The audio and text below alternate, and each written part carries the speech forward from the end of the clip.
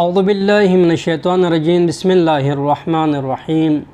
وبہ نستعین انہ خیر ناصر و معین۔ سامعین و ناظرین، جیسا کہ آپ کو معلوم ہے کہ عید القربان یعنی عید الاضحیٰ قریب ہے۔ اس میں آپ بکرے خریدیں گے، آپ اونٹ وغیرہ خریدیں گے، دمبے خریدیں گے، تاکہ آپ حضرت ابراہیم علیہ السلام کی سنت کو دھوم دھام سے منا سکے، اور امید ہے کہ آپ منائیں گے بھی اور اس سنت کو آپ قائم کریں گے بھی، تاکہ آپ بھی سنت ابراہیمی کی جو مستحب مؤکدہ ہے اس میں کیا ہو جائے، شامل ہو جائے۔ واجب ان لوگوں کے لیے ہے جو حج پر جاتے ہیں، حج کے ارکان میں سے ہے، ان کے لیے اس قربانی کو انجام دینا کیا ہے، ان کے لیے واجب ہے۔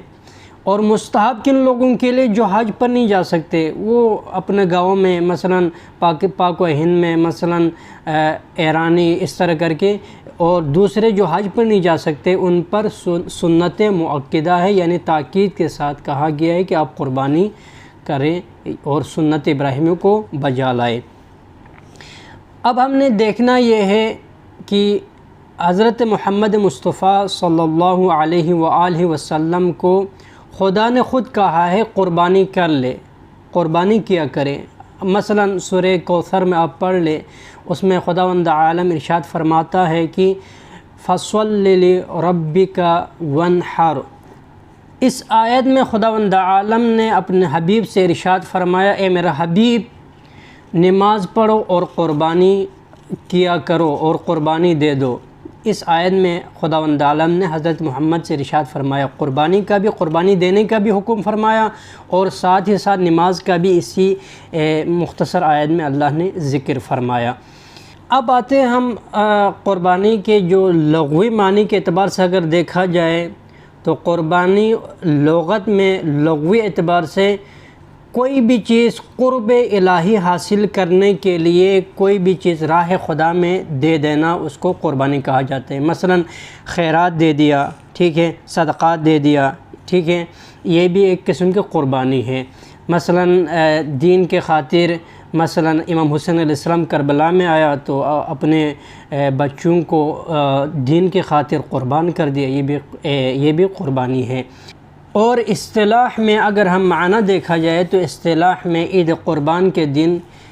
راہ خدا میں سنت ابراہیمی کو بجا لاتے ہوئے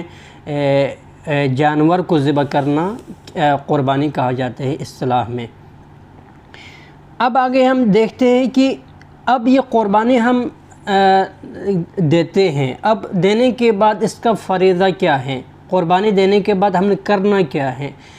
قربانی دینے کے بعد قربانی میں یہ خیال رکھیں کہ قربانی کرنے کے بعد 3 حصے اس کا کیا جاتے ہیں،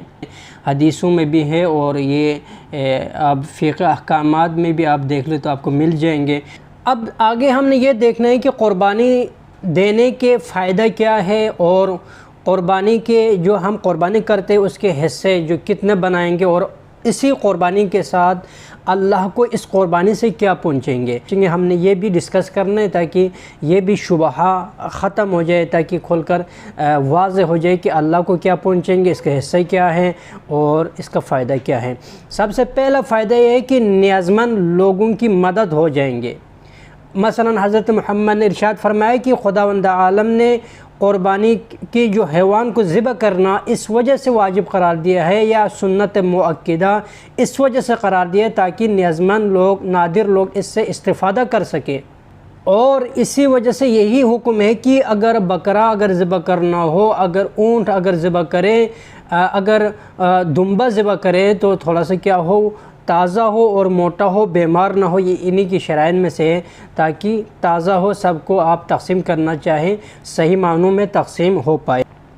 قربانی کے فوائد میں سے دوسری جو اہم چیز کیا ہے وہ یہ ہے کہ یہ جو قربانی ہے گناہوں کی بخشش کا ایک ذریعہ بن جائیں گے۔ اسی طرح دیکھیے مولا کے ایک صحابی ہے ابو بصیر، امام جعفر صادق علیہ السلام کے صحابی بھی ہے، اور اچھے خاصا یہ تعلیم یافتہ بھی ہے، امام کے سامنے یعنی علمی گفتگو میں مصروف رہے ہیں۔ تو امام سے انہوں نے علت پوچھا کہ مولا بتائے کہ قربانی کے دن یہ جانور ذبح کیوں کرتے ہیں، حکمت کیا ہے، اس میں علت کیا ہے؟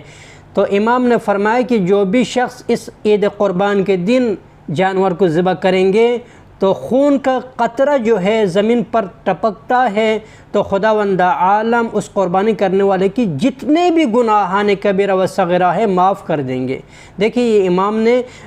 ابو بصیر سے فرمایا۔ اور تیسری جو اہم چیز کیا ہے، اگر آپ مثلا قربانی کریں گے تو سمجھو کہ یہ خیر و برکت کا ایک ذریعہ بن جائیں گے، یہ وسیلہ بن جائیں گے۔ خداوند عالم آپ کے گھروں میں رحمت نازل کریں گے، برکت نازل کریں گے، آپ کے تنگ دستی کو اور مفلسی کو ٹھیک ہے یہ دور کر دیں گے، آپ کی پریشانیوں کو دور کریں گے۔ آپ جب یہ قربانی کریں گے تو آپ کے جتنے بھی مثلا آسمانی بلیات ہے، آپ مشکلات میں ہے، آپ تنگ دستی میں ہے، آپ بے اولاد ہیں، تو انشاءاللہ تعالی رزق کی تنگی ہو، آپ کو مالی حوالے سے تنگی ہو، آپ کو اولاد کی تنگی ہو، آپ کو جو بھی جسمانی پریشانی ہو، انشاءاللہ خداوند عالم اس قربانی کے صدقے میں خداوند عالم دور کر دیں گے۔ قربانی کے فوائد میں سے چوتھی جو اہم فوائد یہ ہے کہ قرب الہی حاصل ہو جائیں گے آپ قربانی کریں گے تو۔ مثلا قربانی کرنے کا حکم ہمیں اللہ نے دیا ہے، مثلا دو تقسیم، ایک سنت مؤکدہ ہے جو عام لوگوں کے لیے ہے، واجب ان لوگوں کے لیے جو حج پر گئے ہیں۔ مثلا آپ قربانی کریں گے تو قرب الہی، کیونکہ ہم قربانی کریں گے اس لیے کیونکہ اللہ نے ہمیں حکم دیا ہے، اللہ نے ہمیں کہا ہے، تو آپ کی سمجھو کہ اللہ کے قریب سے قریب تر ہو جائیں گے، آپ اللہ کی مطیع و فرمانبردار بن کر آپ یہ قربانی دے رہے ہیں۔ امام علی ابن ابی طالب علیہ السلام نے بھی یہ ایک حدیث میں نقل کیا ہے کہ امام علی ابن ابی طالب علیہ السلام نے فرمایا اگر لوگوں کو، عوام الناس کو قربانی کے فائدے معلوم ہوتے تو ہر سال قرض لے کر بھی راہ خدا میں حیوان ذبح کرتے، سنت ابراہیمی کو انجام دیتے۔ آخری جو اہم چیز کیا ہے وہ جو یہ سارے معاملات تو ہو گیا، اب آگے جو آتے ہیں کہ قربانی دینے کے بعد، ہاں جی، سب سے پہلے قربانی دیتے وقت آپ اللہ کا نام لے، حیوان کو ذبح کرنے والوں کو چاہیے کہ اللہ کا نام لے پھر ذبح کرے۔ اگر اللہ کے نام لے بغیر ذبح کریں گے، جانور کا کھانا، گوشت کا کھانا حلال نہیں ہے بلکہ حرام ہے۔ ذبح کر دیں گے، پھر اس کے ساتھ ساتھ آپ کو اس کے حصے بنانے ہیں، اس گوشت کے ذبح جب کریں گے، کرنے کے بعد گوشت کے حصے بنائیں گے۔ میں جلدی میں بتا رہا ہوں، گوشت کے حصے اس انداز میں بنائے کہ اس میں ایک حصہ اپنے اور اپنے اہل و عیال کے لیے ہو، اپنے لیے اور اپنے اہل و عیال کے لیے اس میں حصہ نکالا جائے۔ دوسرے حصہ جو ہے وہ فقراء کے لیے اور نیاز مند لوگوں کے لیے آپ نے اس گوشت میں سے حصہ نکالنا ہے اور یہ تقسیم کرنا ہے دوسرا حصہ۔ اب تیسرا حصہ کس لیے، کن لوگوں کے لیے، وہ آپ نے صدقہ کرنا ہے، جو آپ کے گھر میں مانگنے کے لیے آتے ہیں ان کو دینا ہے۔ پھر آپ نے وہ صدقہ کرنا ہے، جو بھی آئیں گے اس کے ہاتھوں میں دے دینا ہے۔ آپ نے اس طرح نہیں کرنا کہ مثلا آپ حیوان کو ذبح کر دیں گے تو آپ اپنے حیوان سمجھ کر اپنے ہی فریزر کو بھرا کے اس میں رکھ دیں، بھر دیں، اور ہر دن دو دو بوٹی آپ کیا کریں، کباب بنا کر آپ امی کو کہے، ابو کو کہے، چاچا کو کہے، یا آپ خود بڑے ہو تو آپ چھپ چھپا کے آپ خود کھا لیں۔ اس طرح نہیں ہے، اس کے حصے نکالنا ہے، ورنہ آپ حصہ نہیں نکالیں گے تو آپ کا قربانی قبول نہیں ہے۔